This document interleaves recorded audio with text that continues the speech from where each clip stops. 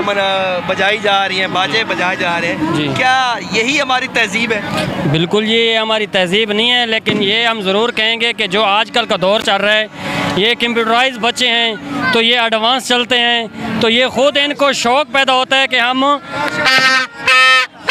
करके आज़ादी मनाएं। और ये हम जब तक ये नहीं बजाएंगे तो हमारे अंदर का जो वो है ना शैतान, दूसरे लफ्ज़ों में कुछ और भी कहते हैं, तो ये तब तक हमारा ठंडा नहीं होगा जब तक हम नहीं करेंगे। क़ायद आज़म से हम माफ़ी मांगते हैं और उनको हम खराज तहसीन पेश करते हैं, लेकिन आज फरिश्ते उनसे बिल्कुल ज़रूर एक एक नहीं दो दो तीन तीन आए होंगे, इतनी इतनी बड़ी बड़ी डंगोरियाँ उठा के आए होंगे। वो कहेंगे कि भाई तुमने इस कौम को क्यों आज़ाद किया, किस लिए आज़ाद किया है?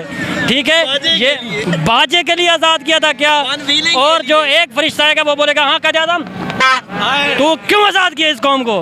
क़ायद आज़म बोलेगा मुझे नहीं पता था कि ये इतनी शरारती कौम है। अल्लाह हाफिज़, नाराज़ ना होना।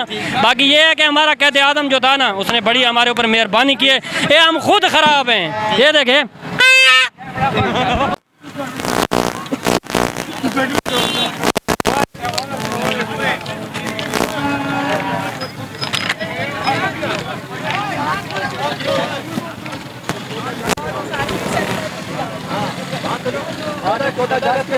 दो तीन बातें करते हैं,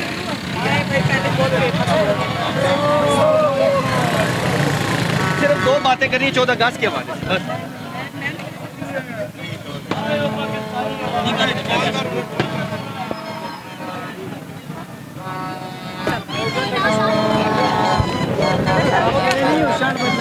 अच्छा एक सिर्फ पैगाम दे दें।